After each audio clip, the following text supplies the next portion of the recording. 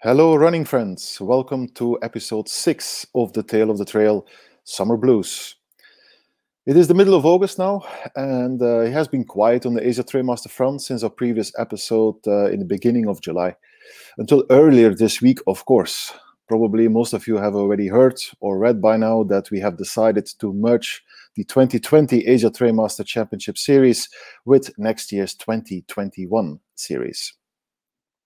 Given it will most likely be impossible for most runners across Asia and beyond to leave the countries and do any kind of leisure travel before the end of the year, a proper international competition can no longer be held. But we wanted to honor the commitments and the efforts done by several runners back in January and February, and so we are carrying over any points scored for both the championship and the Grandmaster Quest to 2021. Speaking of the Grandmaster Quest, the time requirement freeze has also been extended, obviously, till the end of the year, and we might actually extend that straight away to the 1st of March 2021. That we will see by next month. So nobody should be afraid of losing any points or that she will not complete the required 6 ultra finishes within the required time of 2 years.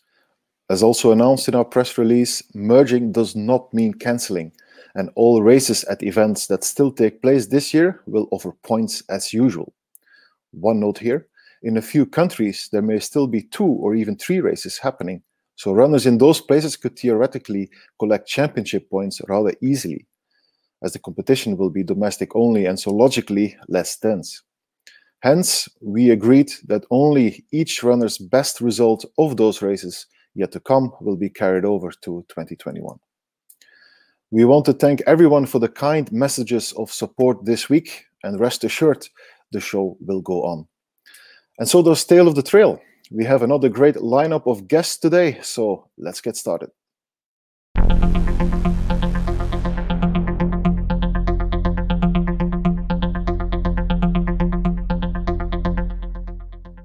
Hey everyone, this is Michael Wardian, professional marathon and ultra marathon runner coming to you from Arlington, Virginia. I just want to give you a quick review of the T8 Commando running underwear. I really love this bit of equipment. It's got this awesome Mind Over Mountains elastic band that's nice but not too big.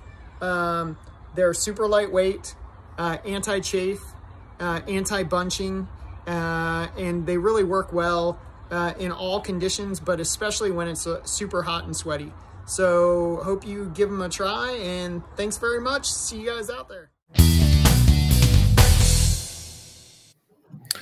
Okay, ladies and gentlemen, we're here in the Tale of the Trail show, episode 6, and our first part of the show will be about the vertical virtual race that is being organized by Sportlicious Malaysia and Asia Trail Girls, the initiative launched by our ATM champion Veronika Vadovicova earlier this year.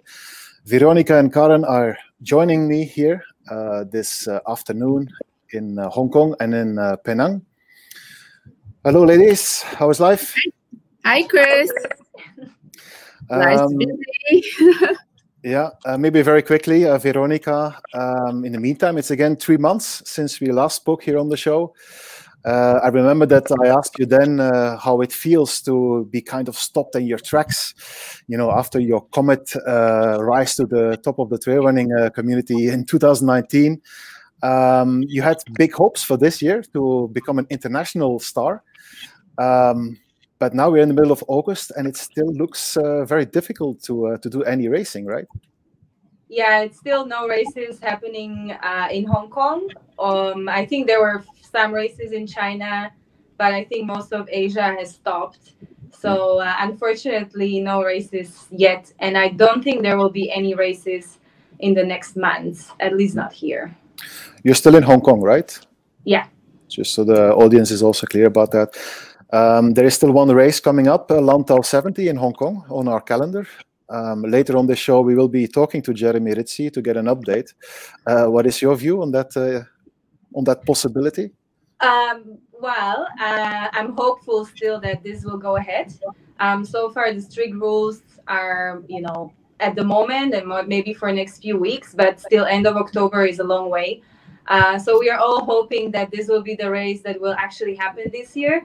So fingers crossed, and let's see how it goes. On Strava, we can see that you're at least keeping in very good shape. You're training quite a lot. But mentally, psychologically, how difficult is it for you at the moment? I mean, I keep myself busy with Asia Trail Girls, so I kind of just shifted my focus. So I'm still running a lot, but I can't say that I'm running very fast. So it's more just to enjoy, keep the legs moving, but it's not like before when I'm actually preparing for a big event. But yeah, it's good. I'm not complaining, and I'm really excited about this new challenge coming up and saving myself for that and the upcoming days. Okay, that sounds good. And in any case, Veronika, as you may have found out earlier today, so you will remain the reigning ATM champion for another year. So maybe that's also something to stay motivated in the coming months and year. Karen, you're in Penang, right? In Georgetown? Yes, I'm in Penang. Yes. I know that in Malaysia, everybody is waiting for some major government decision coming, I believe, at the end of this month. Yes. Do you have any insight that maybe you can share already with us about the possibilities for events in Malaysia? We are hoping that they will not further tighten the rules, because of late we have had a few cases popping up in a few states across Malaysia, including Penang itself. That of the last week itself, we have had quite a number of cases. So the fear of having wave 2 is very much in everyone right now. And there are some parks and, mountains, entry towards the mountain that have been closed, especially over long weekends and public holidays, to avoid mass gathering. So up until, that major announcement comes up, we are still hoping to see the possibility of UTOC taking place, and, with the hope that TMBT, Borneo Ultra, will take place in December. Okay. Well, there's nothing else that we can do, right, Karen? So we keep busy with virtual races. 2 months ago, we had a fantastic experience with the ATM 500.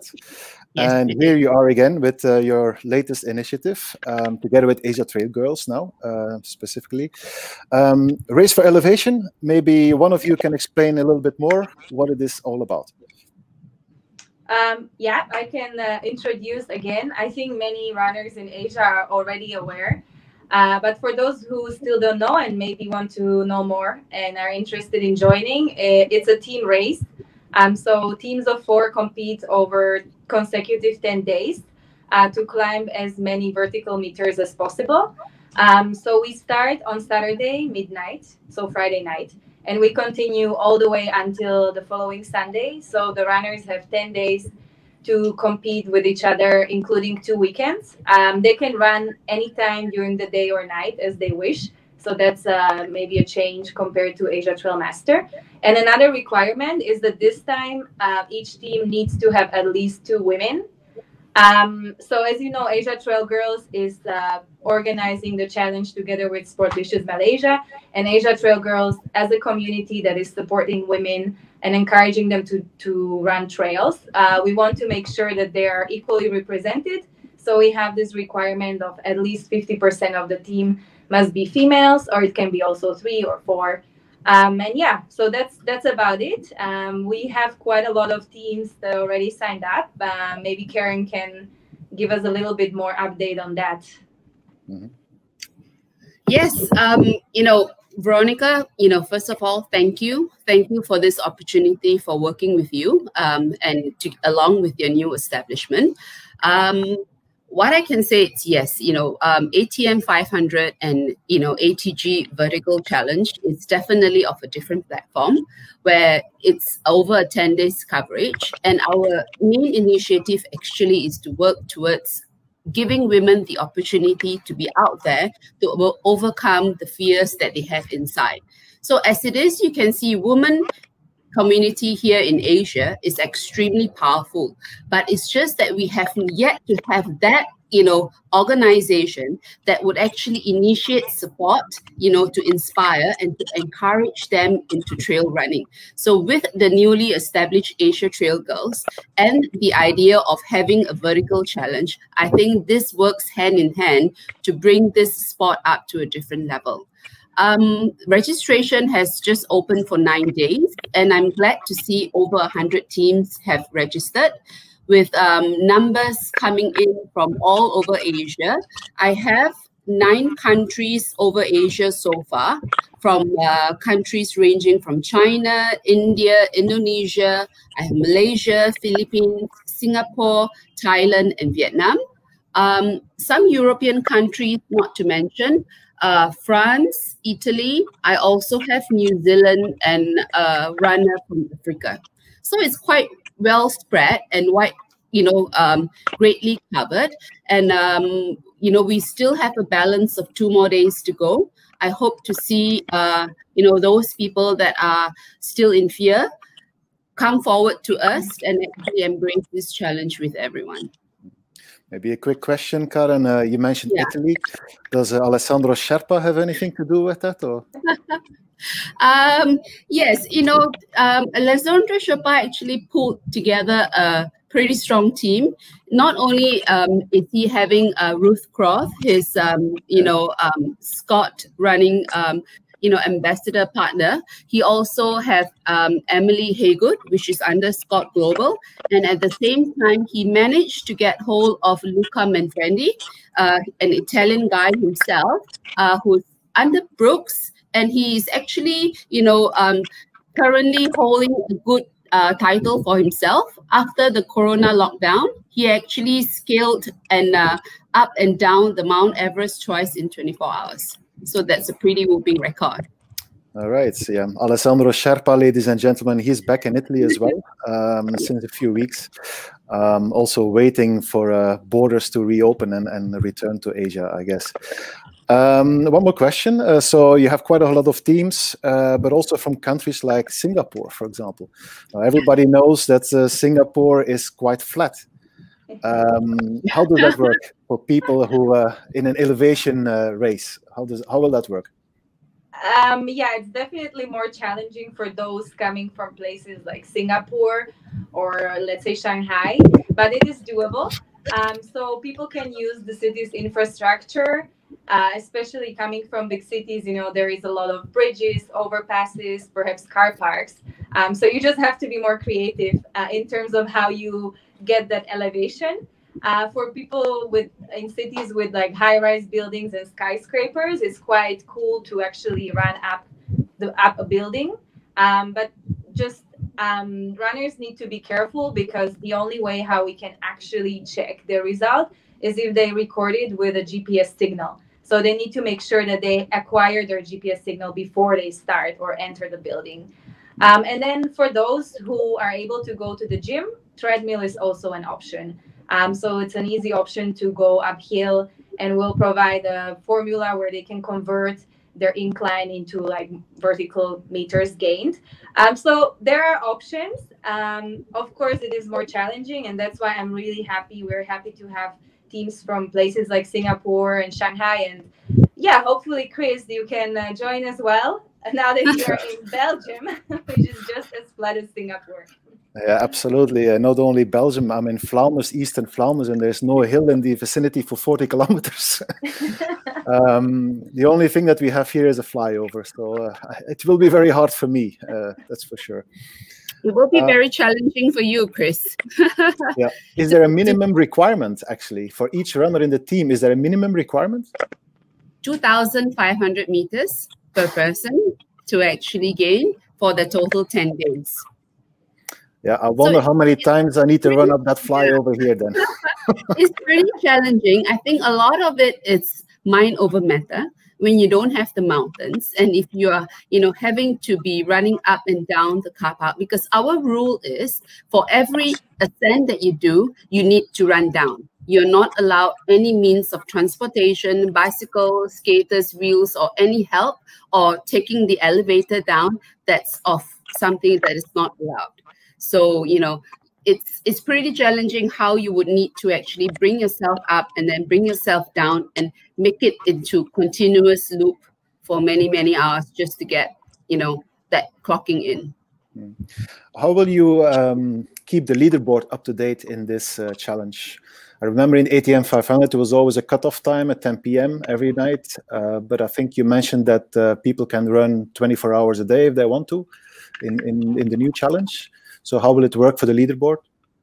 It's still pretty much the same, Chris. We're still keeping it at 10 p.m. every day. But if you do not manage to get your leaderboard updated today, you can always cover it the next day. So anything after 10 will be recorded as the next day. But as you see that the structure of this race is slightly different from ATM 500 because it's a matter of, how fast you can run that 500 km within the days given, whereas this one is a 10 days coverage. And then we will at the end tabulate at the 10 day, on the 10 day, what's the total elevation that the team has accumulated. So it doesn't pretty much deceive, where you stand in the leaderboard in a day or two if you're a little bit late. Okay, that sounds good. All right, thank you very much for the explanations for the Race for Elevation. This episode of Tale of the Trail will be broadcast on Friday. You're starting at midnight Saturday, right? So is there still a possibility for last-minute registrations? People watching this show say, yes, I want to take part in this. Is it possible? We are planning to actually keep the race registration open. It's just that they need to be aware that if they register anytime after the race start, they will have less than 10 days to actually complete the challenge and to gain as much elevation as they can. It's just like you when you did the 500 km with your team, Chris. You registered way later than that, but you nailed it too. You see, so we are trying to keep it open and we are trying to encourage as many people from all over, people of different sizes, abilities, age, just to come in, form a team, and then embrace the challenge, and of course, with the help of, or with the support of the men, I'm sure that the women will appreciate that, pat on the back or that, hey, you did good kind of thing, to make this challenge feel complete. I would say that. Veronika, are you also taking part yourself? Yes, I'm taking part. I'm taking part, and I have a great team from Malaysia, 2 girls from Malaysia, 1 from Thailand. And I also just wanted to say that we do have some elite team. We have this elite team, and we do have a lot of strong teams. But because the mission of Asia Trail Girls is really to encourage and empower everyone, and especially those who are beginners, we will be covering the progress of all of the teams throughout the whole challenge.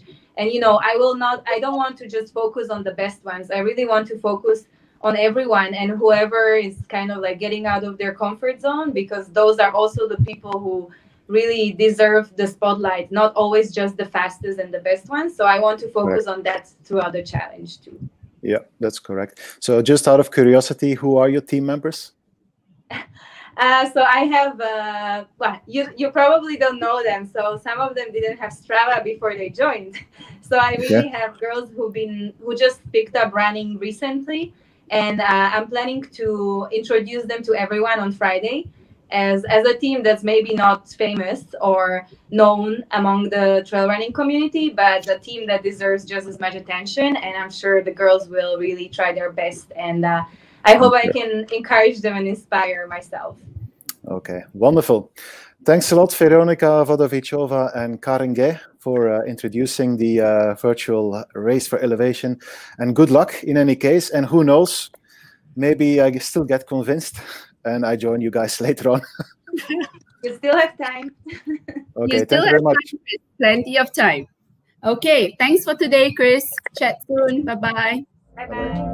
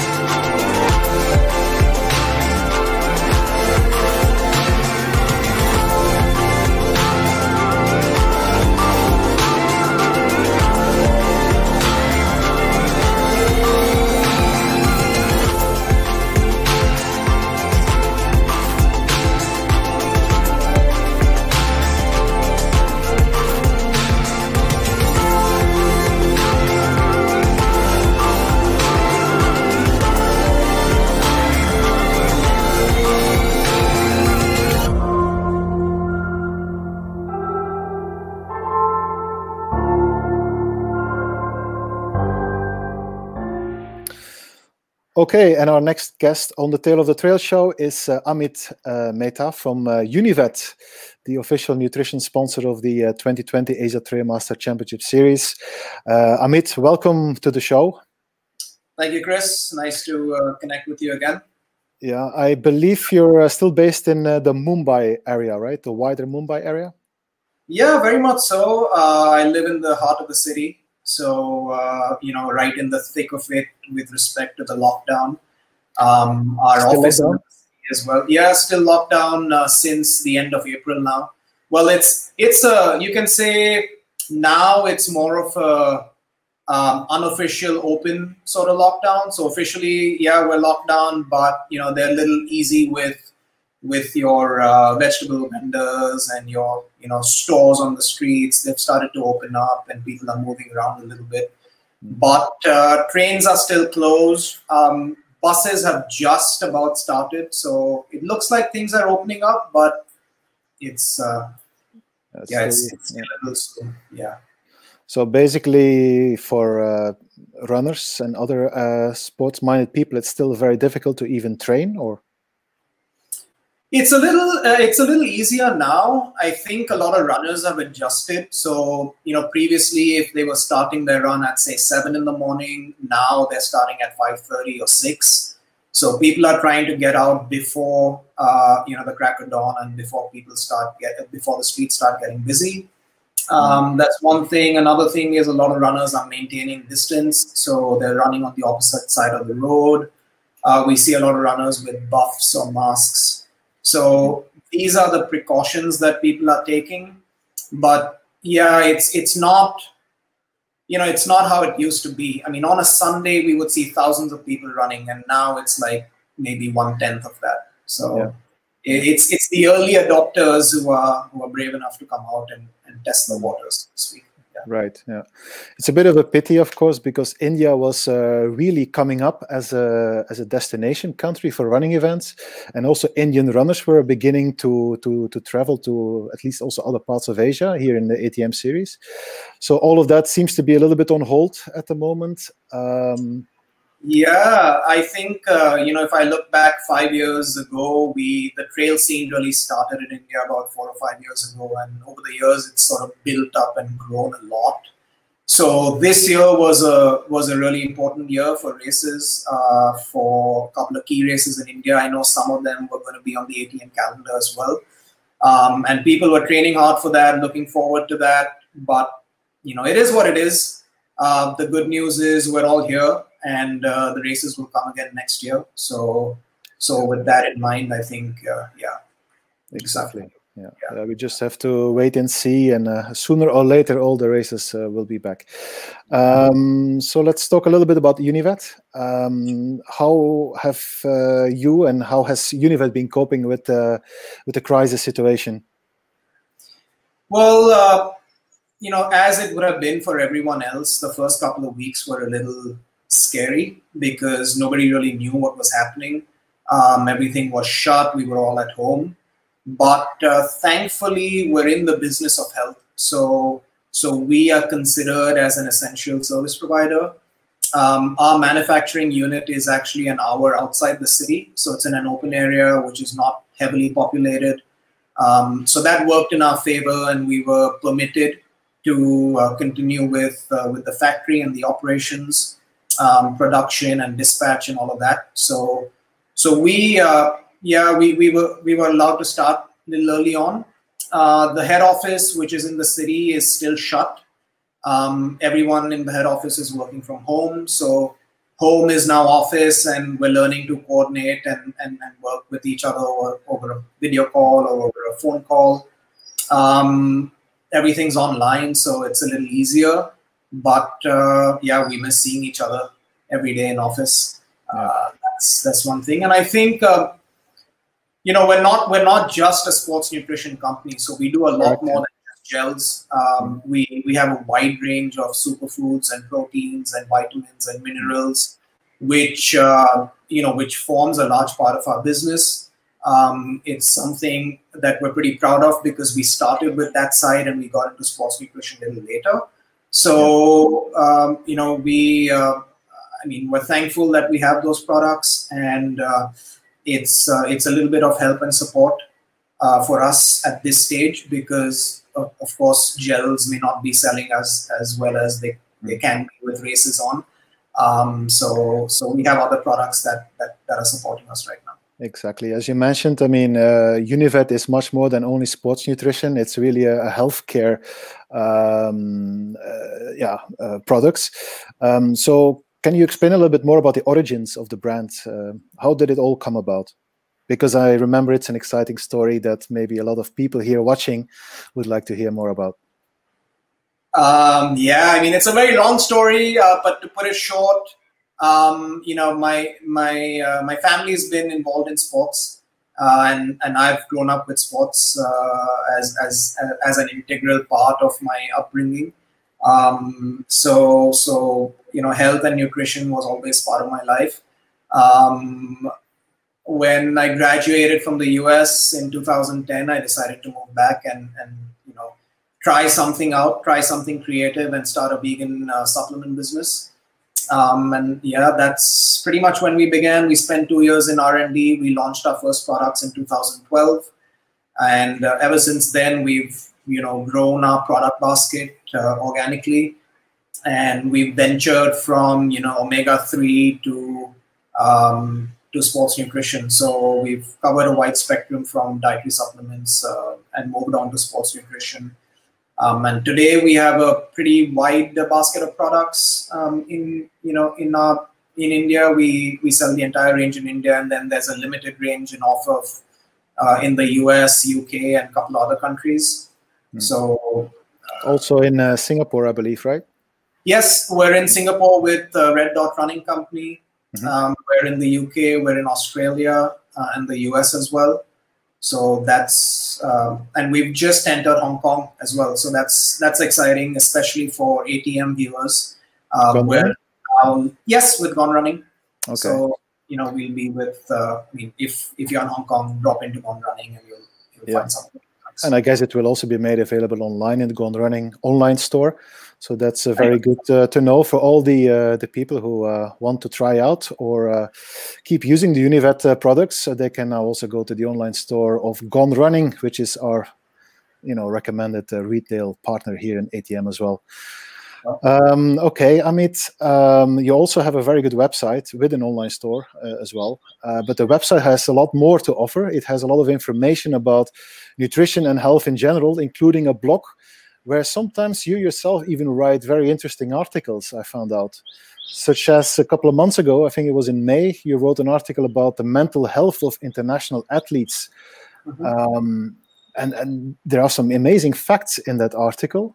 For example, you mentioned a study that was undertaken in Sweden last year, I believe, where 1 in 6 international track and field athletes admits having had suicidal thoughts in the course of their career. That's an incredible number.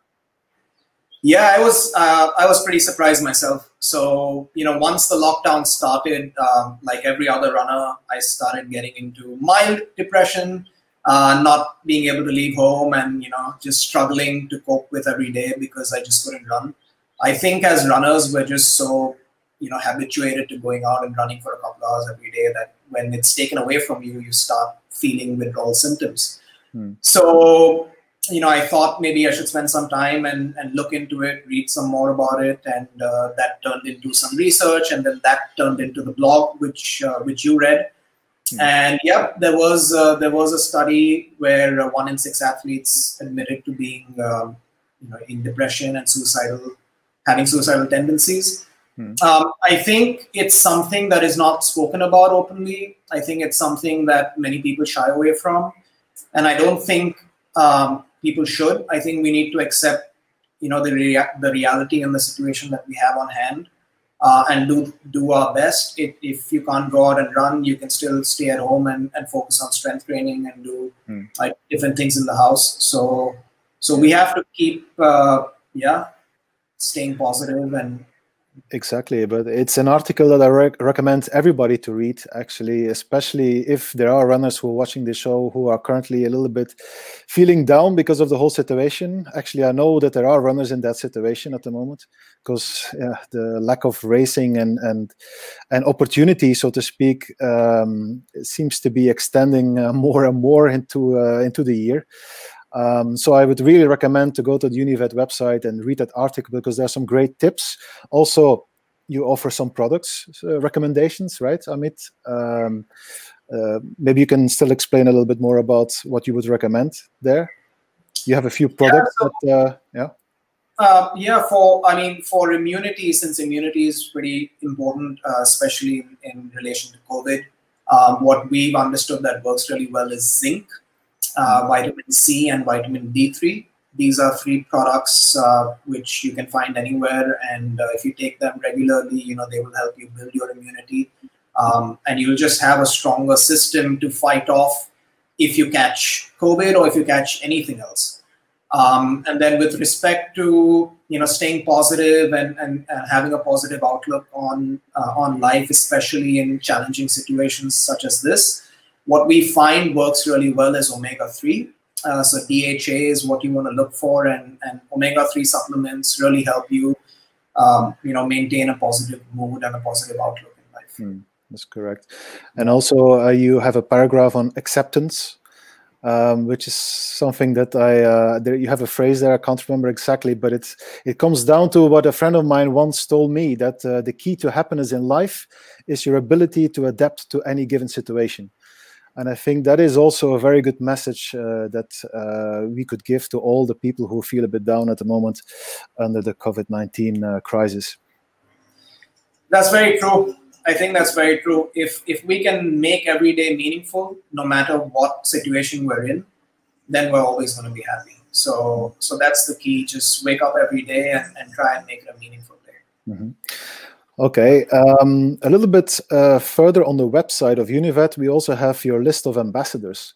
And that's a very impressive list because it contains runners from the international elite ranks in trail running. Hayden Hawks is there, Camille Herron is there, Harry Jones, of course, we know a little bit better in Asia. That's a gigantic seal of approval for your brand, I would say. We're really fortunate. All the athletes that you mentioned there, Hayden, Camille, Harry, they're really great human beings, first of all, phenomenal athletes in their own regard. And, they've really taken a liking to the brand, the philosophy, the products, and the company and what we're working towards and what we stand for. So we're really fortunate to have them on our team and have them batting for us and giving us their approval. Yeah. In Asia, we also have Ruth Teresia, of course, former ATM champion, who's a big ambassador for Unived already for some time. It's all very difficult right now, but what is your immediate strategy for the coming months and let's say 2021 in terms of expanding further in Southeast Asia? Yeah, we're using this time as a bit of a reward because for the last 10 years, we haven't really had forced time off such as this. So I think for us, the key for this year, for this financial year, is to just sustain and see it through. And then use this time to work on a few projects which we may launch in 2021 once things turn around. And hopefully those projects are meaningful and they turn into something really good for athletes all across the world. So that's what we're focusing on right now. All right, that sounds positive, Amit. Couldn't expect anything else, of course. Thank you very much for this brief chat. Hope you keep on doing well there in Mumbai, and let's hope that we can all travel to India also soon, because it's a new destination, as I mentioned, also in ATM, and we're all very excited about it. Yeah, we have some beautiful races here. We have beautiful courses, beautiful mountains, and there are a couple of races that are on the ATM calendar. I'm sure Chris is the right person to talk more about those. So as and when you announce them, feel free to get in touch with us if there's anything we can do in terms of helping you to pick a race or sorting out your nutrition while you're in the country. And we look forward to welcoming all ATM runners to our country and to our races. Okay, thank you very much, Amit. Thanks, care. Chris.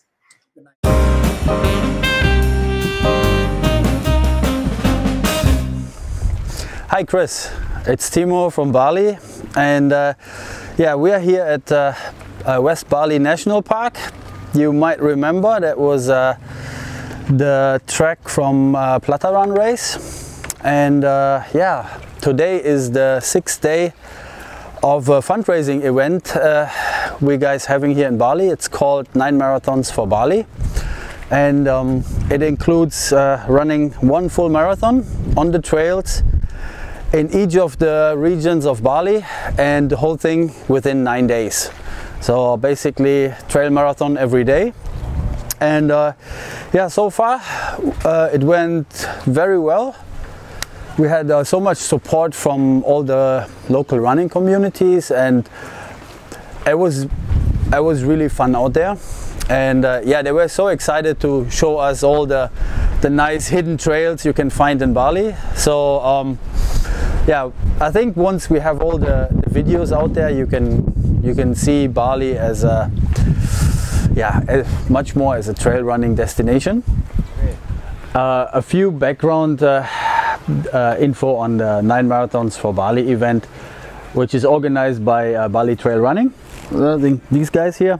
And yeah, we have the goal to complete 1 full marathon in all of the regions of Bali, and everything within 9 days. Today is marathon number 6, around halfway. And yeah, we do this to collect donations for NGOs, which are, due to the current COVID-19 crisis, are completely cut off from funding, because basically no tourists in Bali, and we don't know yet when more tourists can arrive. So it's a really tough situation for the NGOs that provide super important service for people in need, whether it's old people, it's orphanage, all these kind of things that are really struggling in these times. So what we're doing is yeah, to show the nice trails of Bali, and yeah, take videos of everything, our daily journey. So if you can make a small donation on our GoFundMe page, the link is in the description, it would help the Bali people a lot. And yeah, thanks a lot from my side as well for watching, and yeah, please follow the videos on YouTube and all the content we're going to post the next couple of days. Thank you.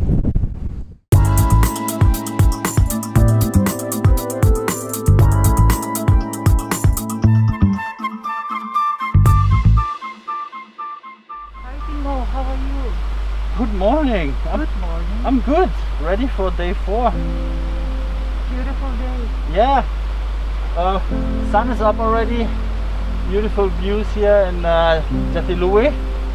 Yeah. Can't wait to run. We look forward for that. Yeah.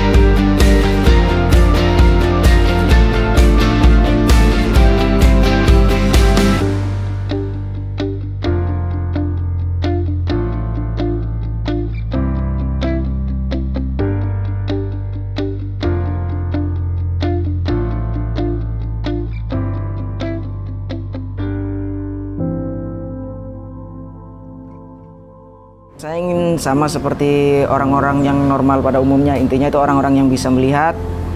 Mereka bisa, kenapa kita sebagai penyandang cacat mesti nggak bisa, mesti menyerah, kita harus bisa gitu.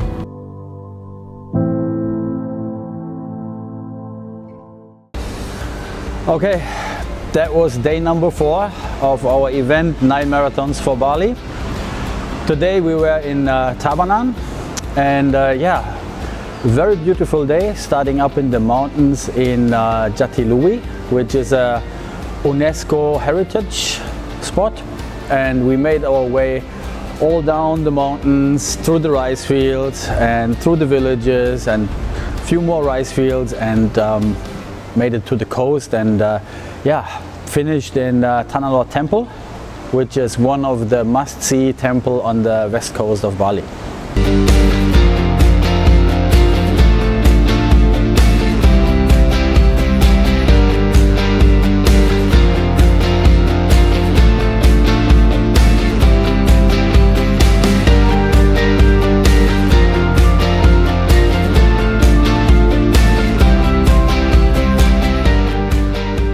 Tomorrow, on day 5, we're going to be in Jembrana, which is the northwest area of Bali. I'm super excited because I haven't been there a lot yet, so let's see what we can find there.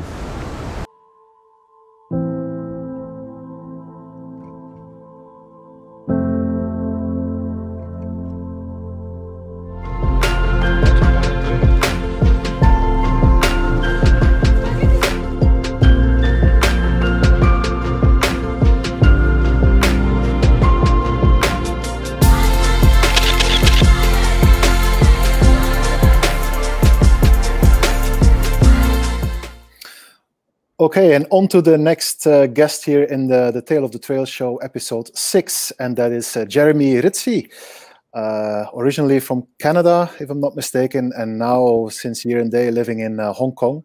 And he is the founder and organizer of Lantau 70. Jeremy, welcome to the show.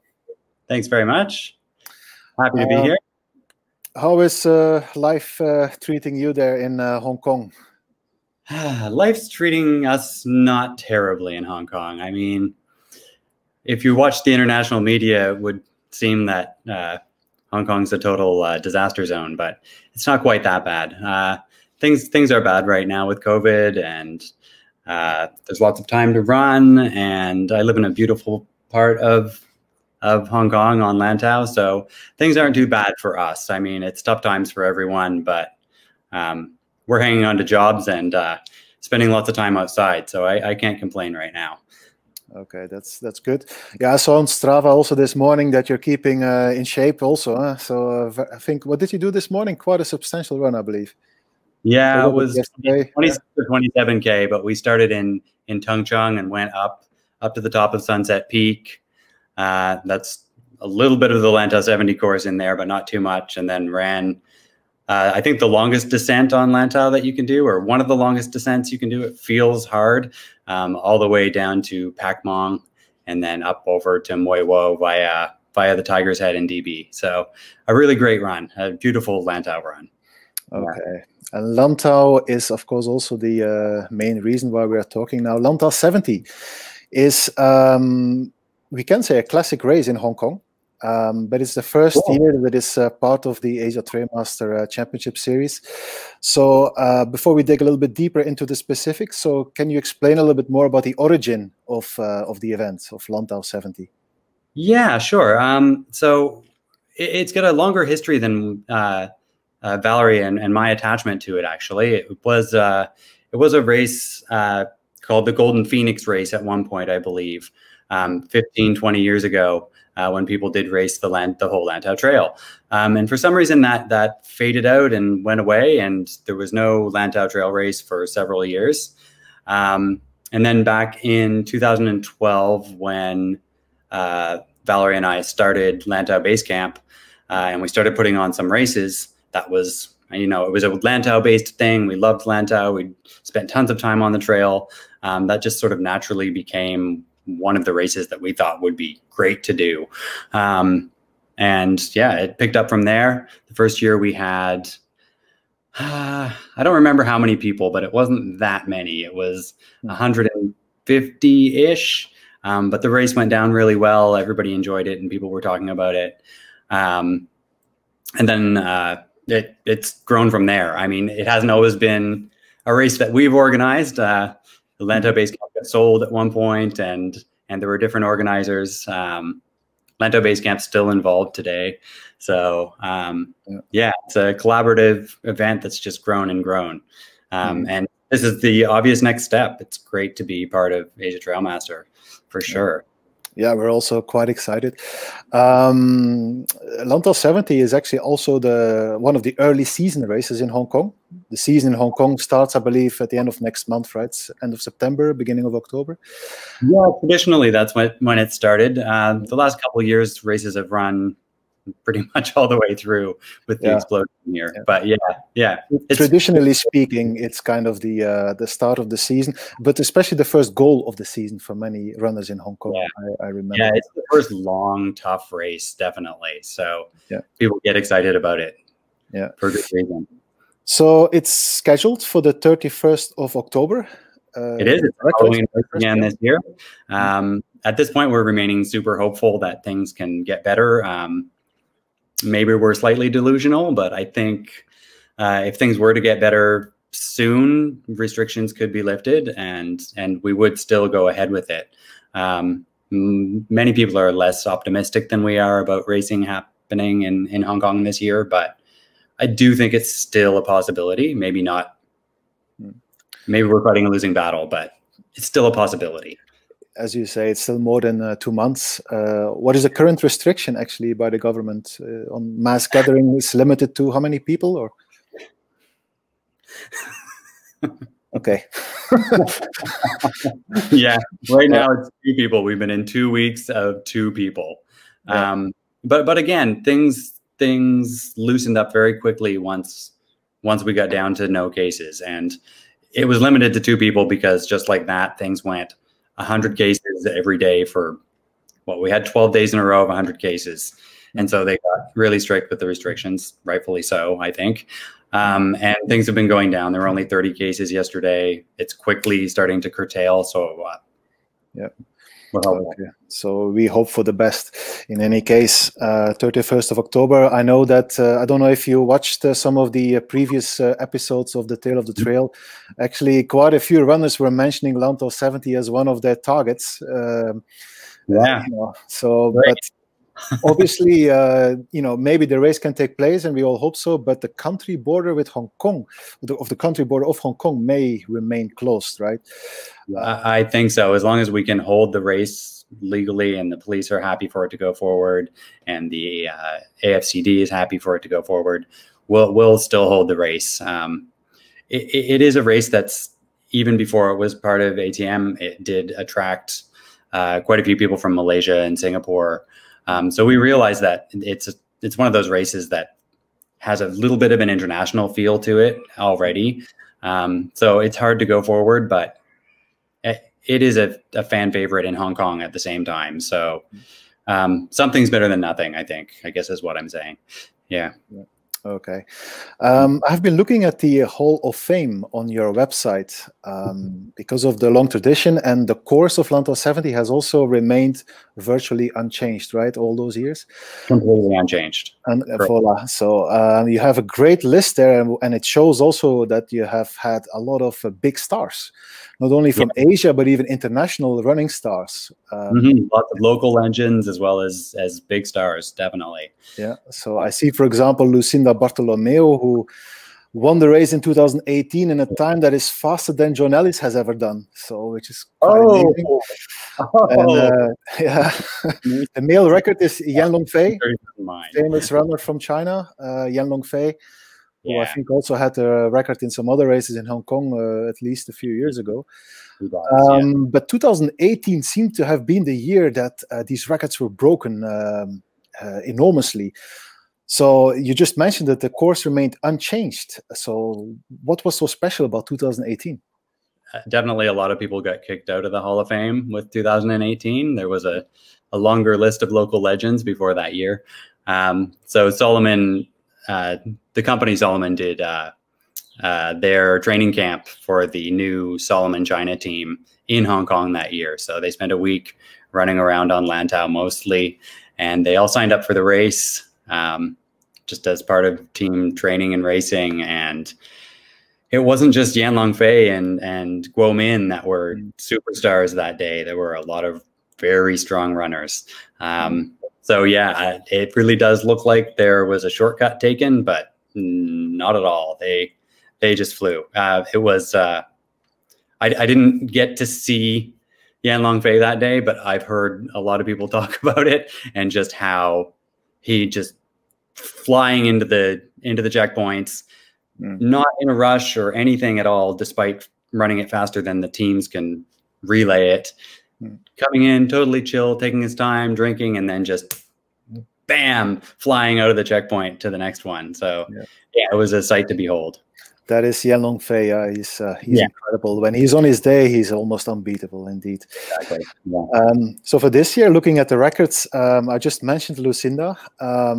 Earlier today, we talked with Veronika Vadovicova, who of course also has her eyes set on Lantau 70 if it can take place. So that could become an interesting aspect, I guess, this year.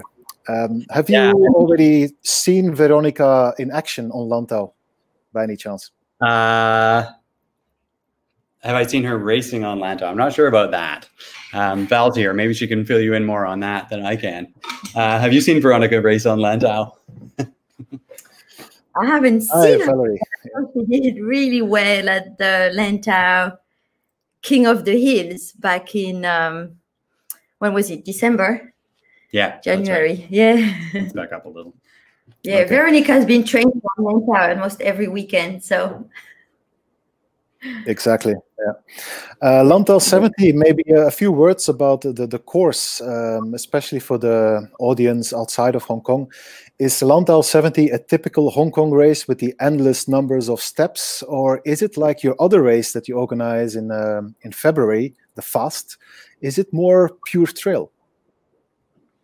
Go ahead, that's yours. Well, yeah, I mean, I'd say yes, it is typically Hong Kong with lots of stairs, especially in the first half. That's where you've got the big climbs.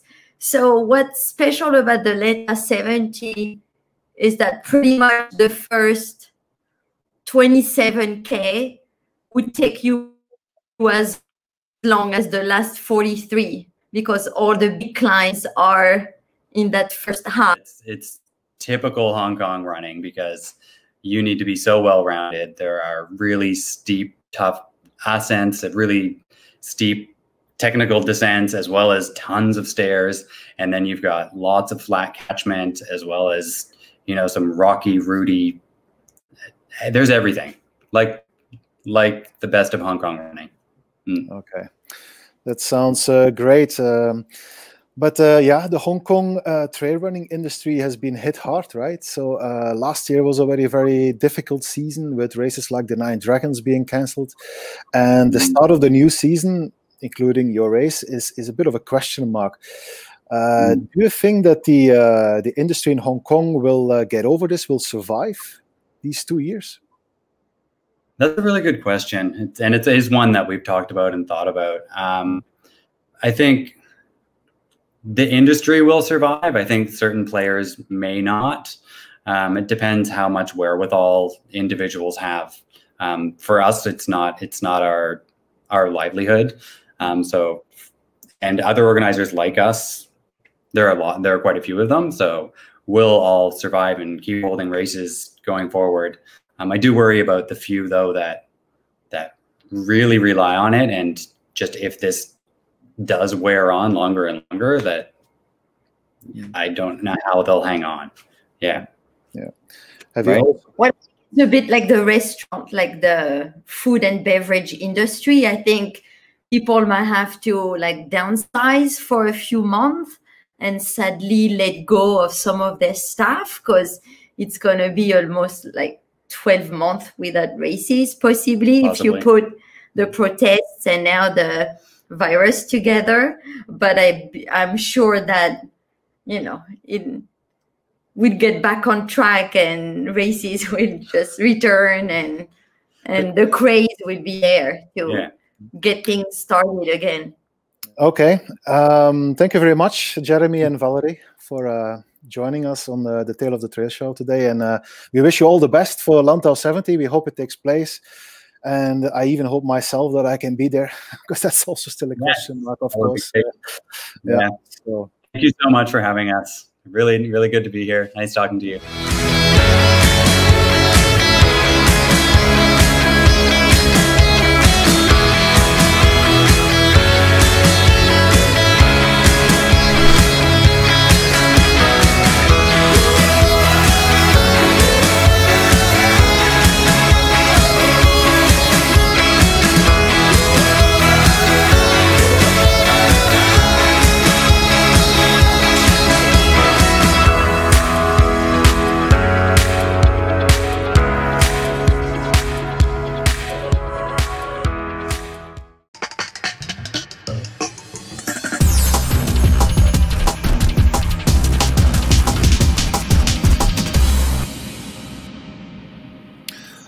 Okay, ladies and gentlemen, we're back here on the Tale of the Trail show with our next guest, and that's Fredelyn Alberto, Filipino, but since a long time based in Hong Kong, and she is the co-leader in the Female Asia Trailmaster Championship 2020.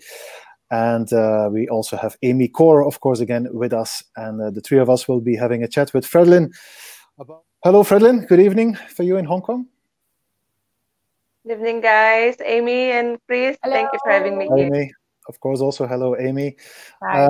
Fredelyn, how are you doing? Doing well. At the start, after the race in Thailand, I've been I trained crazy for the next few months after that race, and I injured myself, and so I've been resting for like 4 months now. Yeah. Resting, yeah. You were injured after UTKC. No, not. Well, I injured myself on that one, and then I did some challenge, virtual challenge, and then I injured more. So no choice but to rest. But it's good that everything is stopped. No trail running, no long distance trail running. So it's time to replenish all the injuries in the body. Yeah. So it's a good time for resting. Actually, yeah. I assume that you're quite happy about the media release that we had this week on Asia Trailmaster, that your points from UTKC in February will be carried over to 2021. Yeah, it's actually great news, because that means it's not unfair to everyone, because we don't predict anything. We cannot predict anything, especially this year, because of this virus. So it's very unfortunate, but we just need to accept the fact that we cannot do anything. We're just human. Exactly. And about the points, it's okay. So that I'm sure everyone also understood it in terms of collecting points. So it's a good idea for everyone, for the sake of everyone, for the safety of everyone. Yeah. Right. Yeah. One more question about UTKC, Fredelyn. I was not there myself, as you know. It was already very complicated at the time to travel due to the Corona crisis that started basically around that time. But in UTKC, everybody told me you had a really good performance. And then you told me in a conversation afterwards that you changed coach after last year. Well, last year I don't have any coach. Okay. So you started having a coach. I did not have any coach, and then before UTKC, actually, I'm training on my own and doing speed workout, 3 hours speed and non-stop running on the trails. So that's I think that's a good advantage that gave me opportunity for the UTKC. After UTKC, I got free coaching, and which is a really good opportunity, because it helps me as well to boost what I can give more on trail running, and help me for my training. How can I expand more my expand my ability to train properly? It's Casey Morgan. Okay. So It's really good coach, actually. Yeah. I remember last year you really hated running on the flats, but now your pace has increased a lot on the flat, so you must have been training quite a bit on that. Yeah. I'm trying to beat myself on the flat because UTKC on the last part has 18 kilometers of flat. So, well, what can I do? If I walk, I will lose a lot of time. Where I managed to walk on the just walking on the trails, and if I walk on the flat, it will just losing time. So I try to keep myself pushing and push myself to run the flat. So it is good. Yeah, because you finished 3 hours ahead of Monta Suntornwet in UTKC. So that was a striking performance. Okay, over to the next topic. Amy? Hi. Hey, so how have you been, you have gone to a coach now, right? So how has the training, you're having a coach with you now. So what has the change from last time that you are not having a coach and now? How structured and how has it helped you? It's actually boost my confidence more on the flat and uphill, because mostly last year I just walked on the concrete and the uphill. Now it's like he gives me training, which is speed workout on an uphill training with super speed, and it gives me a lot of it helps me a lot actually on the trail, because it makes me more focused and confident with myself running uphill and not to doubt myself actually. Yeah, so that's nice. So it helps you. I think it becomes more structured now, and then it gives you like you know where's the right time to rest and recover and what to train and focus on, and to also probably explore your potentials on different area. And now you're getting faster on the flats. So you have been doing a lot of virtual race, right? Not particularly race. It's a challenge like just inside the club. I'm not doing too much of a challenge, but the recent one is the Race Yaya Run the Philippine Mountains, which is just a part of my recovery, coming back to the trails again. So what was your injury actually on? It's they said it's neuroma. The physio said it's neuroma, but also I had the problem with my the quad area.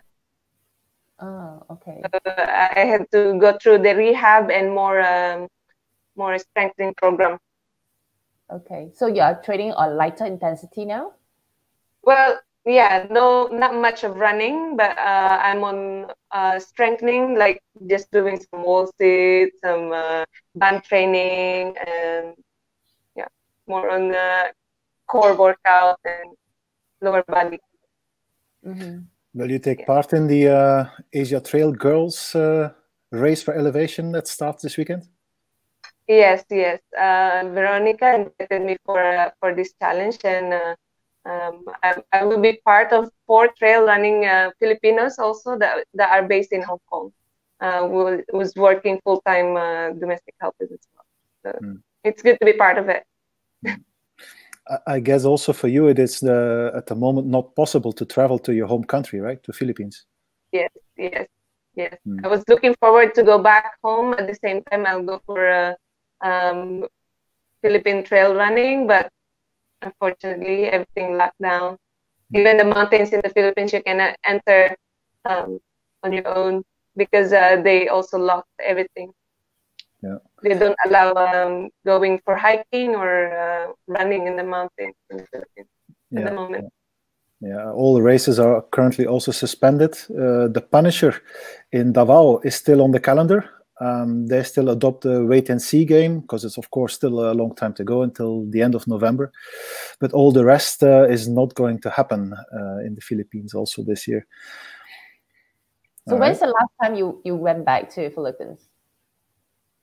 Since CMU last year.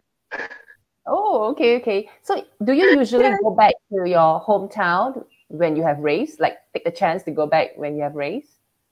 Well, I only had one race in the Philippines last year, which is CMU. And then I normally go home every year, once a year at least. I see. So you must have missed your family. Yeah, especially now that my mom came back from abroad as well, and she's stuck there, and it would have been a good opportunity to see her back home. So everything's hopefully the borders,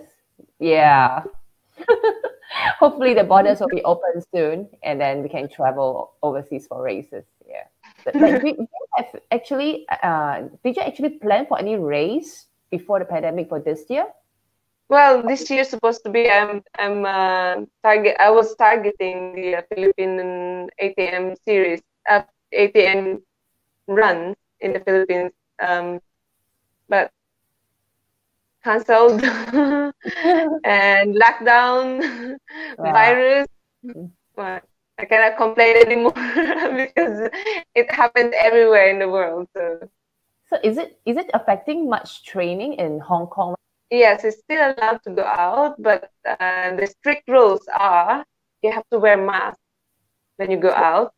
No more than 2 people. No more than people in a group of no more than 2 people in a group outside. So that's also what Jeremy Ritcey told us earlier here on the show, exactly, that you can only be together with 2 people at the moment. So that makes it very hard to organize events right now. Yeah. Exactly, yes. But coming back to Fredelyn, so I believe you're also part of the Lantau base camp team, right? Yes, yeah.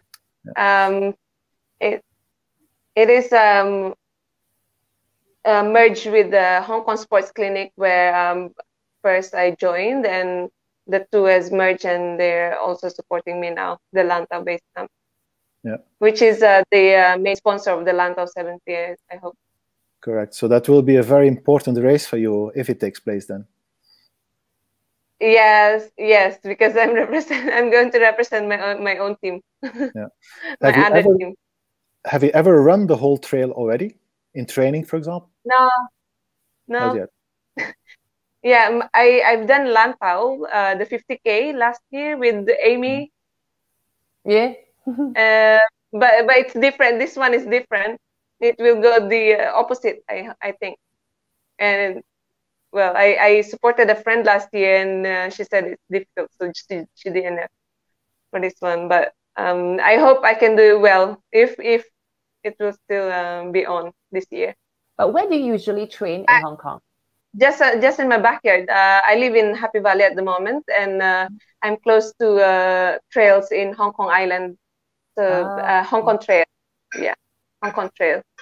I'm trying to avoid the going through transportation like buses and train, because it's the place where it's too crowded, and there's no social distancing on those transportation. So better find my own way. There's elevation here, then I can just do it here. Oh, okay. I know it's beautiful out there, but I don't want to risk. That's true. Yeah, it's already risky around me here, and if I go far away, it will be more risky. Is the community in Hong Kong growing, the Filipino trail running community, based on following your successes? Yeah. Everyone's still optimistic and doing their own training, and they're doing a lot of challenges, the virtual challenges, which is really nice to see. And sometimes I organize an event to keep them before the group of 2 implemented. I organize a group of more than 20 people, probably, for a beach cleanup or something. Okay.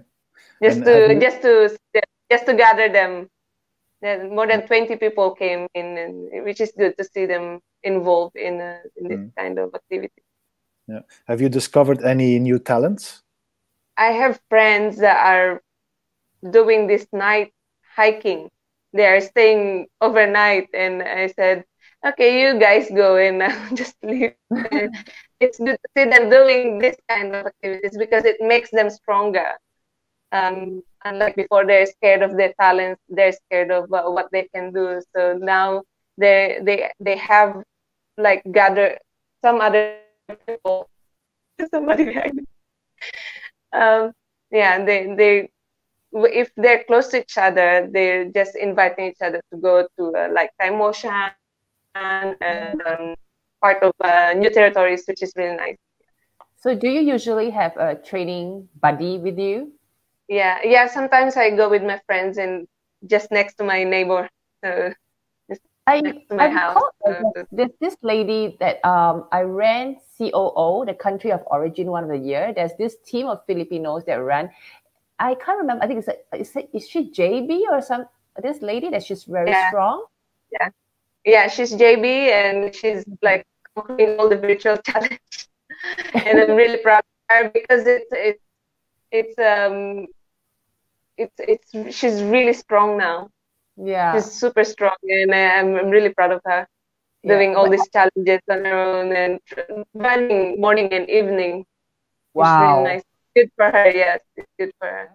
Yeah, I think the Filipinos running community is getting bigger and bigger in Hong Kong. I've seen like they're really heartwarming when I was there. Even like there are a few races that I've been to Hong Kong, and they are even in volunteering. I think they are very, very enthusiastic in that. Even they don't run.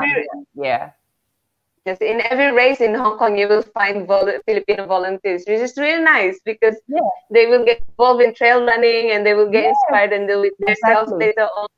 And instead of paying registration, they will get free registration instead of just give and take from the organizer, which is it benefits both sides. So it's good. Yeah, I also see my friends flying out of Hong Kong, just like me, to do the trail running as well, like JB and other friends flying to Malaysia to do the Borneo. A new challenge coming up this weekend. Yes. So is there any like strategy or is there any game plan that your team has? Actually, we will just run it there, time and no pressure. It's all about women, empowering women. So I'm already happy to be in a group of these busy people. They only have time on the night after their work or before their work. So it's a good challenge. It's already challenging to find time to do this event itself. So talking about that, about training, you have to work, you have working hours, right? Does your owner actually your boss actually allows you to train in early in the morning and night? You have the luxury of that? Yes, I'm fortunate enough to have an employer like that. That's so I can say, But so I can pardon? Is it common to like have employers to be so nice employers to because I've seen that many people actually get to go out early in the morning for training. Yeah, everyone's not the same. So if you're good to that person, they will be good to you back. That's good. I think. Yes, of course. I think that's the way it is. You started doing Zumba, I think. Oh no, that's just part of my strengthening program. It's not Zumba. It's a music with some sort of training with it, like squat, plank, push up. It's like boxing, just to make my heart rate up. Okay, it's like something like a Tabata kind of thing. Yes, that's right. So do you have a secret TikTok account, Fredelyn? Do you have a secret TikTok account? No. Okay. I never tried it until they shut it down in Hong Kong. It's already shut down in Hong Kong. I see. Really? Okay. Yeah, so I never tried it once. Never in my life. But it's interesting you mentioned Zumba, because I know that also in Indonesia at the moment there is a Zumba wave, so to speak. Yeah, a lot of runners are actually on Sundays, I believe, Sunday afternoons, they do Zumba exercises together. Wow.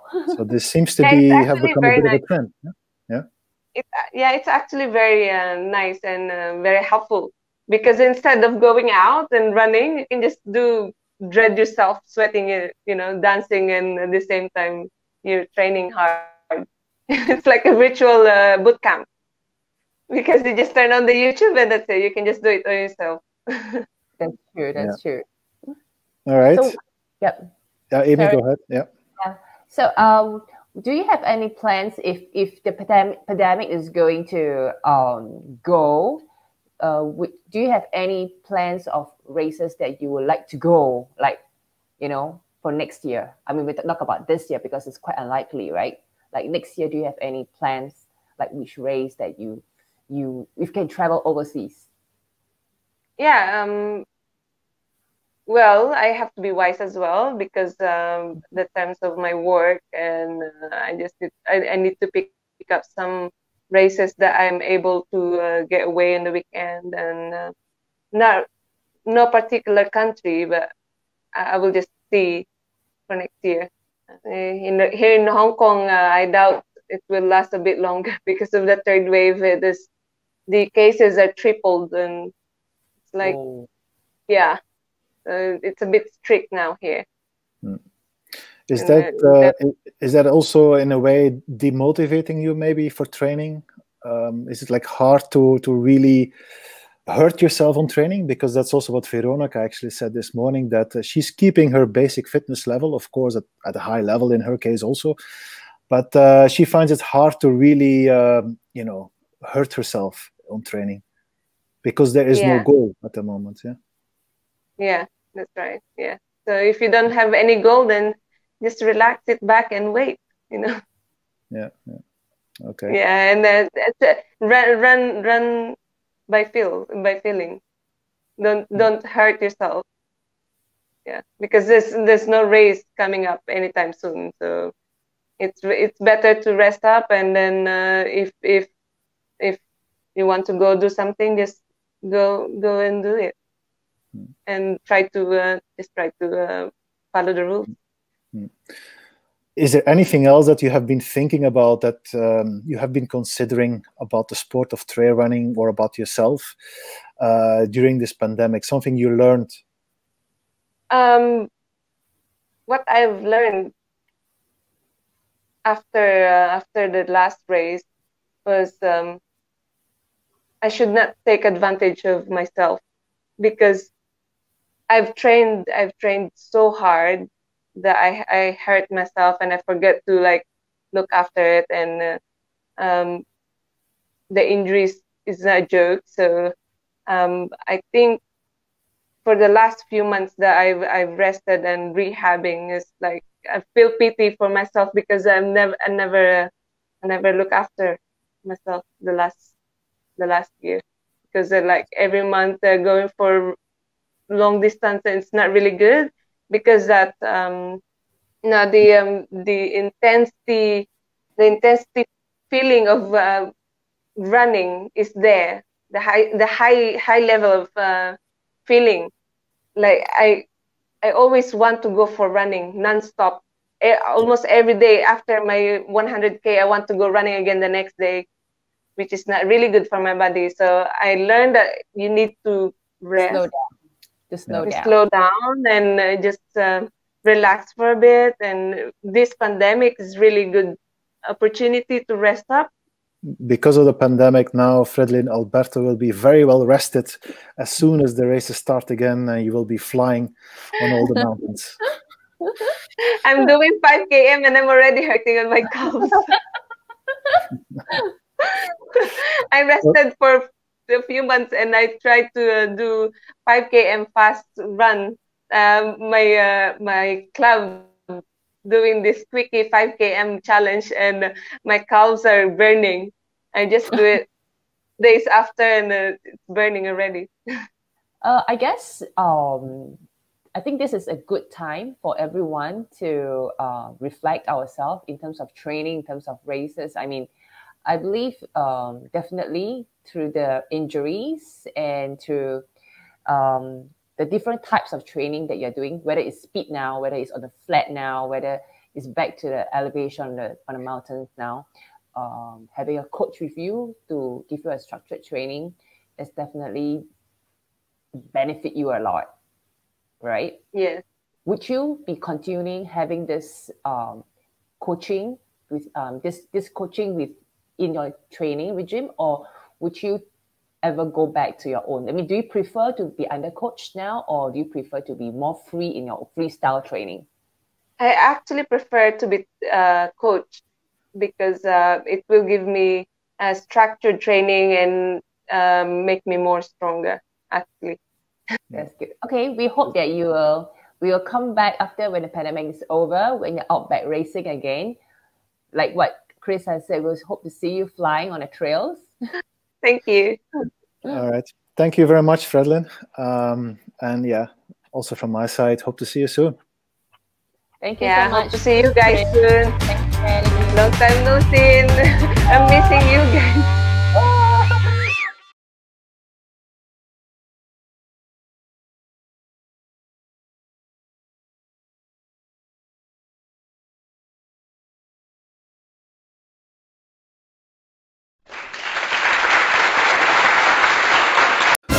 And so we have come to the end of another episode of the Tale of the Trail show.